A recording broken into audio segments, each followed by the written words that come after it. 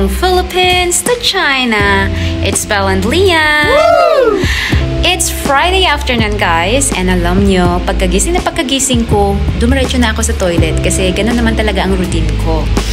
And then, napansin ko, bakit may mga decoration ng bawat classroom sa labas? And then, I realized na, ngayon pala nila gaganapin yung Mid-Autumn Festival.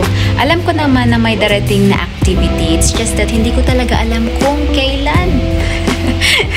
Kaya, napanganga ako. So, ibig sabihin, hindi ako magkaklase this afternoon. It's a good thing din naman. But, antabay pa rin ako. Baka sakaling i-message ako ng head teacher. Yan, mag-assist ng mga bata. Kasi ganun naman talaga, darating yung mga parents ng mga bata. So, alam nyo na. Kaya, stay na lang ako dito sa office. Pero, kung wala talagang message ang head teacher, siguro lalabas-labas ako and mag-observe kung anong pwede kong maitulong. Kaya, dito muna ako. Ito nga guys, ang sinasabi ko, tignan nyo naman, gawa ng mga bata ito sa kanilang art class. Itong iba, binili nila. Ito nga yung sinasabi ko guys na table, may papel at pen. So, ibig sabihin, pwedeng pumasok ang parents. Hindi kasi basta-basta pumasok ang mga parents sa loob ng classroom without signing.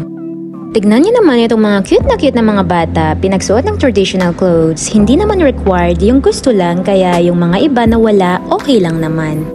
Ito naman ang dancing room ng school at dito din kinaganap ang mga iba pang activities lalo na kapag masama ang weather or kapag may meeting, parents meeting, ganon. O tignan nyo, mukhang may meeting mamaya para sa mga bagong estudyante.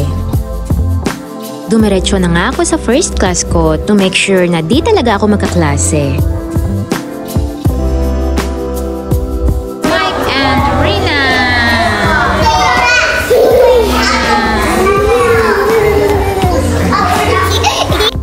Sabi nga ng main teacher nila, hindi daw kaya nakiupo na lang ako sa kanila. Pero nagbago isip ng teacher, sabi pakantahin ko daw sila dahil inaayusan niya pa ng buhok yung ibang mga bata para di sila masyadong magulo.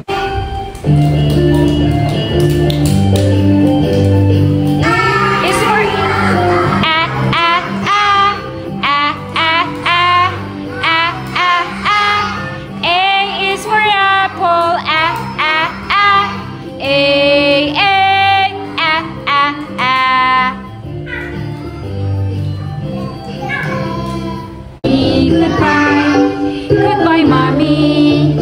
Goodbye, mommy.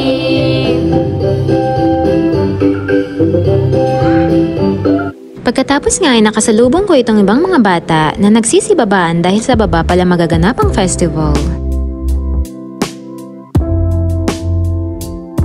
Dumating na nga ang mga majority sa mga parents at nag-umpisa na ang mga palaro na inihanda ng school. Ito naman ang mga naggagandahang lanterns na dinala ng mga bata. Heto, may pa-free popcorn and cotton candy ang school. Itong festival na ito ay parents and child bonding talaga. Kitang-kita naman na enjoy ang mga bata at ang kanilang mga magulang. Kung mapapansin nyo, iba-iba talaga ang mga dumalo. May father lang, or mother, or both parents. Ang iba nga, lolo or lola, dahil din siguro sa trabaho. Ang importante talaga sa bata ay may darating para sa kanila, diba?